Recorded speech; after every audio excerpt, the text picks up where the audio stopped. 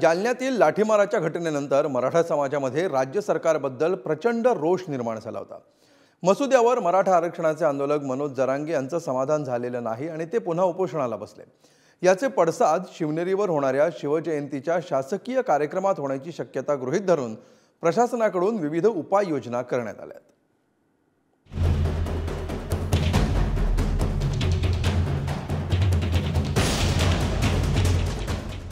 गेल्या 6 महिन्यांपासून राज्यात मराठा आरक्षणाचा मुद्दा तापलाय। ओबीसीतून आरक्षण मिळावं यासाठी मनोज जरांगे पाटील ठाम आहेत। गेल्या आठवड्यापासून त्यांनी पुन्हा उपोषणाचं हत्यार उपसलंय। जरांगे पाटलांची प्रकृती खालावल्यापासून मराठा बांधवांकडून आंदोलन सुरू आहे। त्यामुळे राज्य सरकारने मराठा आंदोलनाची धास्ती घेतली आहे। आंदोलनाचे पडसाद शिवनेरीवर होणाऱ्या शिवजयंतीच्या शासकीय कार्यक्रमात होण्याची शक्यता गृहीत धरून प्रशासनाकडून विविध उपाययोजना केल्या जात आहेत। मराठा आंदोलनाचे पडसाद शिवनेरीवरच्या शिवजयंतीच्या शासकीय कार्यक्रमावर पडू शकतात असा प्रशासनाला अंदाज आहे। खबरदारी म्हणून प्रशासनाकडून विविध उपाययोजना केल्या जात आहेत। शिवनेरीवरच्या मुख्य सभेच्या ठिकाणात बदल करण्यात आलाय।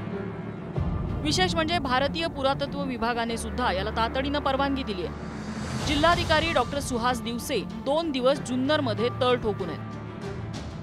सभेचं ठिकाण तिथेच असणार आहे, म्हणजे दर्शनाचं ठिकाण म्हणजे जिथं मंदिर पाळणा होतो त्याच्या पलीकडच्या बाजूला। बरोबर जे आधी होते जेणेकरून जरी ती सभा सुरू असली किंवा ती जरी लांबली तरी नागरिकांना किंवा भाविकांना अडचण होणार नाही ह्या अनुषंगाने आम्ही खबरदारीचे उपाय म्हणून सगळ्या गोष्टी करत आहोत। परंतु मला असं वाटतं की शासनाने त्याच्यावर ऑलरेडी निर्णय घेतलेला आहे। 20 तारखेला त्या अनुषंगाने अधिवेशन होणार आहे। सो त्याचा ह्या शिवजन्मोत्सवावर फार काही परिणाम होईल असं मला वाटत नाही।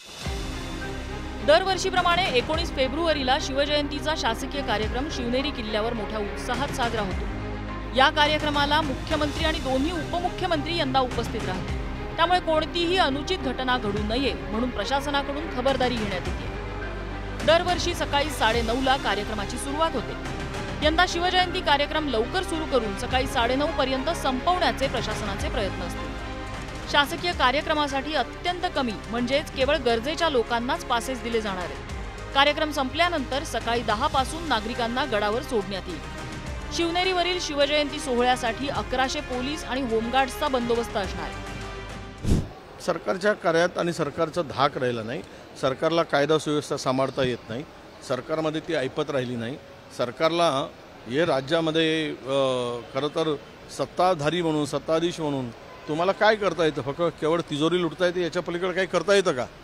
हा खरा प्रश्न इथे निर्माण होतो। सरकारने ठरवल्यानंतर शासनाच्या पुढे हे कोणी जर यांना आव्हान देत असेल आणि शासन तेही जर खाली मान घालून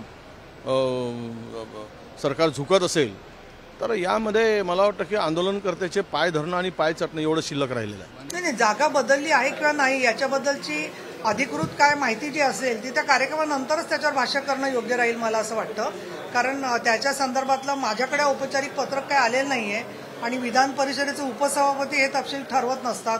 त्यामुळे हा माझ्या कक्षाबाहेरचा प्रश्न आहे की छत्रपती शिवाजी महाराजांना वंदन कुठून आपण करतोय? मग ते शिवनेरीवरून तर होतंच, रायगडावरून होतं, महाराष्ट्रभर होतं, परदेशातून होतं। छत्रपती शिवाजी महाराजांच्याशी असणारी बांधिलकी अढळ, अविचल आणि पूर्णपणाने 100% समर्पित आहे।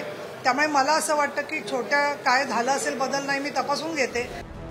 दरम्यान मराठा आरक्षण आंदोलन आणि छत्रपती शिवाजी महाराज यांची जयंती याचा संबंध नाही असं मनोज जरांगे पाटलांनी म्हटलंय। त्यामुळे शिवनेरी परिसरात काही बंधनं घातली असतील तर ती काढून टाकावी अशी मागणी जरांगेंनी केली आहे। आंदोलनाचा उत्सवाचा काय संबंध नाही, ते वेगळ्या बाजू।